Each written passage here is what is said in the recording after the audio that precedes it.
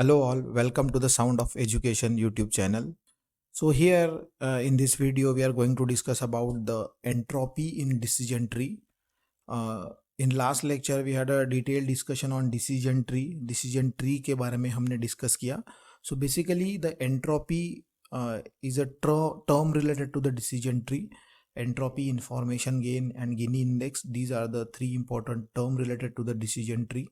So whenever we are going for the splitting, we need to understand first the whether the whatever data we have, that data is having a any uncertainty or any randomness is available in the data set. So that you have to first calculate. So we can calculate this uncertainty and randomness available in data set by calculating the value of entropy. So here we have to understand the concept of entropy. So particularly in this session we are going to discuss about the theoretical background behind the entropy, and in next lecture we are going to solve the numerical on entropy, how to calculate the entropy. So let's start the today's session, which is related to the theoretical concept for the entropy understanding, the concept of entropy understanding.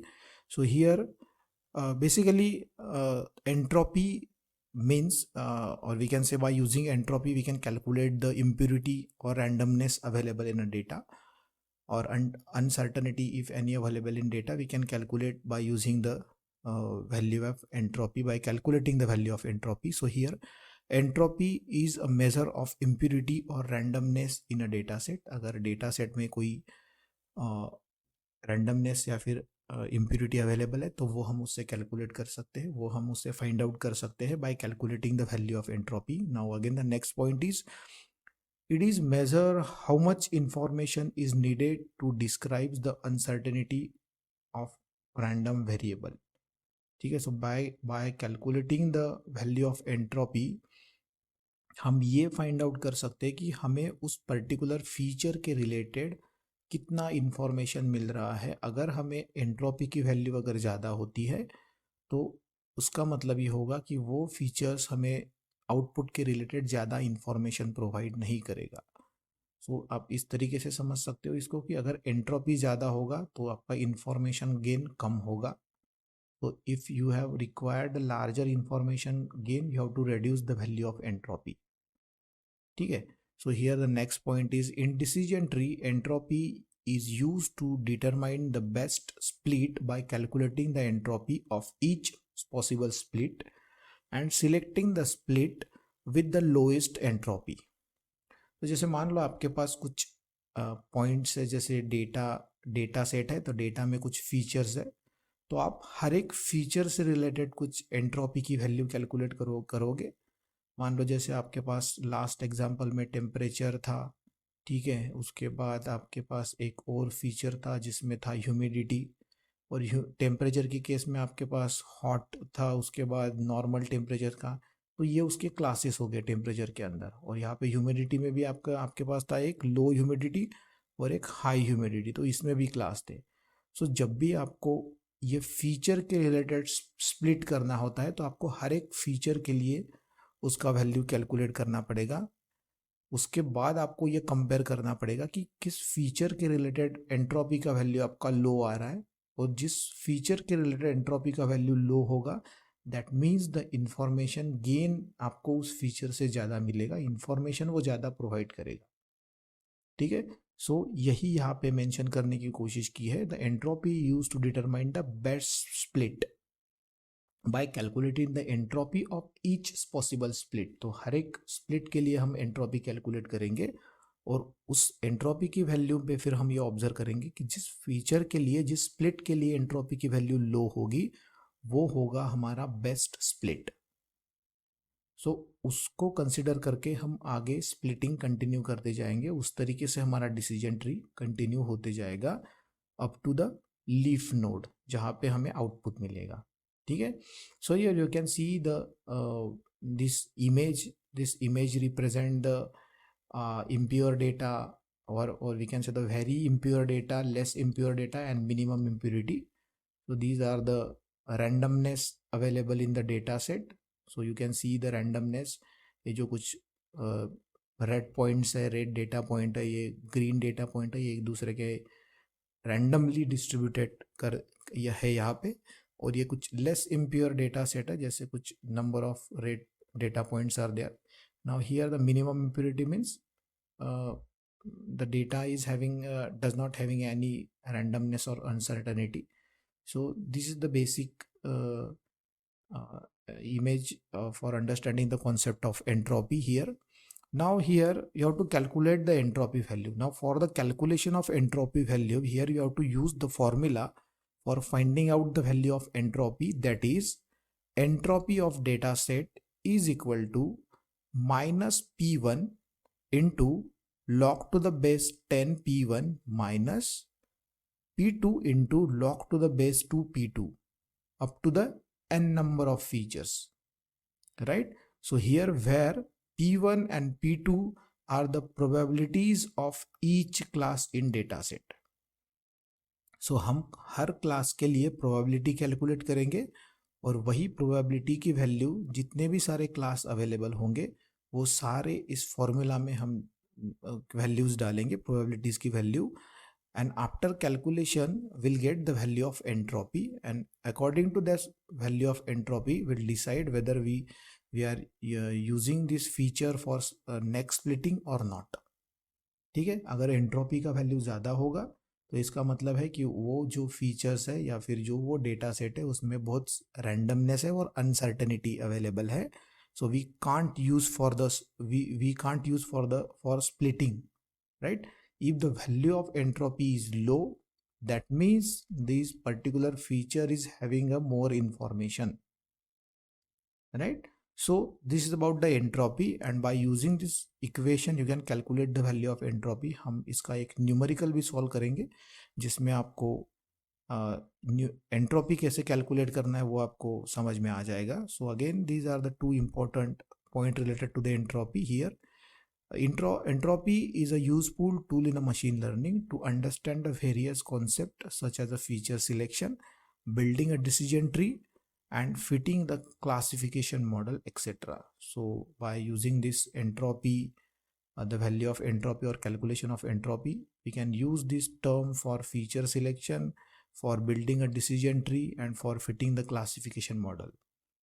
And the next point is a high entropy value indicate that the database is a more random or disordered, whereas the low entropy value indicate that the database is a more organized, right? So अगर entropy की value अगर ज़्यादा है तो आपका data set जो होगा वो रैंडम होगा या फिर उसमें डिसऑर्डर अनसर्टेनिटी ज़्यादा होगी. whereas if the value of entropy is low, your data set is more organized, मतलब वो balanced type का data set होगा. ठीक है, so these are the some important point related to the entropy that you have to understand for understanding the concept of entropy. Now next, this is the basic example related to the entropy, how you have to calculate the value of entropy. So here is the example. Now if you read the example carefully, here you can understand. Suppose we have a data set of 10 sample. एक data set है उसमें कुछ 10 samples हमारे पास है, n is equal to 10 हम उसे consider करेंगे, and two classes. So the data set is having a 2 classes, positive and negative. उसमें 10 sample में से कुछ positive sample है, कुछ negative samples है. Now out of the 10 sample, 7 belong to the positive, मतलब जो positive है वो है 7 sample, and positive class, and 3 belong to the negative class. So negative में से जो 3 है, ठीक है. So the entropy of the data set can be calculated as, so here total number of samples are 10, positive class से 7 sample belong करते हैं और निगेटिव क्लास से 7 सैंपल बिलोंग 3 सैंपल बिलोंग करते हैं. तो इसका अगर इसके रिलेटेड अगर हम प्रोबेबिलिटीज बनाए तो पॉजिटिव के लिए प्रोबेबिलिटीज है 7/10, राइट, और निगेटिव के लिए प्रोबेबिलिटीज है 3/10. सो इसे हम इस तरीके से कंसिडर कर सकते हैं P2 इज इक्वल टू और P1 इज इक्वल टू. ठीक है, दो प्रोबेबिलिटीज की वैल्यू हमें मिल गई. ठीक है, तो सेम ये जो वैल्यूज है वो हम वो इक्वेशन में पुट करेंगे. So equation is entropy of data set is equal to P1 into log to the base p1 minus p2 into log to the base p2. So same here, p1 is a 7 by 10 into log to the base 7 by 10 minus 3 by 10 into log to the base 2, 3 by 2. So if you calculate this, you will get the value of entropy, right? So these kind of entropy value you can calculate for each feature available in data set, right? So after calculating this value for the feature available in data set, compare both the value, and by comparing both the value, whichever value is low, you can consider this is the feature we can use for the further splitting, right? So this is the एक basic example है, यहाँ से हम calculation कर सकते हैं entropy का इस तरीके से value. So this is the diagram that you can understand the entropy. If the entropy is low, the data is well organized data. You can see the red data points are separately distributed, and green data points are also separately distributed in data set. Now here the data distribution is random, or here you can see the uncertainty available in the data set. So here is the value of entropy is high, right? Now next is the important point that you have to understand here. When the entropy becomes zero, then the data set has a no impurity. अगर आपको मान लो entropy का value अगर आपने calculate किया और आपको zero मिला, तो इसका मतलब ये होता है कि आपके डेटाबेस में कोई इम्प्योरिटी अवेलेबल नहीं है, ठीक है? The data set with zero impurity are not useful for learning. अभी डेटा सेट जिसका ज़ीरो इम्प्योरिटी आता है एग्जैक्टली, वो मशीन लर्निंग एल्गोरिदम बिल्ड करने के लिए यूजफुल नहीं होते. But if the entropy is zero, then this kind of data set is good for the learning. तो अगर आप एंट्रोपी का वैल्यू कैलकुलेट कर रहे हो और अगर आपको वो 1 या फिर 1 के आसपास मिल रहा है, तो इसका मतलब है कि this is the data set which we can use for the machine learning, building a machine learning algorithm. So ये किसके लिए, मतलब ज़ीरो अगर होगा तो इम्प्योरिटी नहीं होगी, तो वो हम क्यों नहीं यूज़ कर सकते? तो here by using this graph you can understand the above term, और this above we can say the note. So here this is the value of entropy. This axis shows the value of entropy, and this is the value of probability, we can say. Now here or we can data points. So here zero entropy is there. So अगर zero entropy होगा तो आपके जो भी features होंगे वो एक ही category से बिलोंग कर रहे होंगे. तो ऐसे जो फीचर्स है जहाँ पे एंट्रोपी ज़ीरो है और एक ही टाइप के फीचर्स अवेलेबल है, तो उस टाइप का डेटा सेट हम मशीन लर्निंग मॉडल बिल्ड करने के लिए नहीं यूज़ कर सकते, ठीक है? तो जैसे आपने लास्ट एग्जाम्पल देखा होगा, तो उसमें कुछ पॉजिटिव नंबर थे, कुछ निगेटिव नंबर थे, ठीक है? तो इसमें अगर ज़ीरो इम्प्योरिटी होगा, मतलब उसमें बस पॉजिटिव ही नंबर रहेंगे, मतलब 10 के 10 sample belong to the positive category. तो ऑब्वियसली इसका जो डिस्ट्रीब्यूशन है वो बहुत मतलब रैंडम नहीं रहेगा, वो सिंपल रहेगा. तो इसका मतलब आपको जो एंट्रोपी का वैल्यू मिलेगा वो अल्टीमेटली ज़ीरो ही मिलने वाला है, because all sample belong to the same category. But if you are using a data set which is having a entropy value 1, so entropy value 1 में क्या होता है ना कि आपका जो भी डेटा बेस होगा उसमें जो कैटेगरी के फीचर्स है वो दोनों सिमिलर कैटेगरी के फीचर होने चाहिए.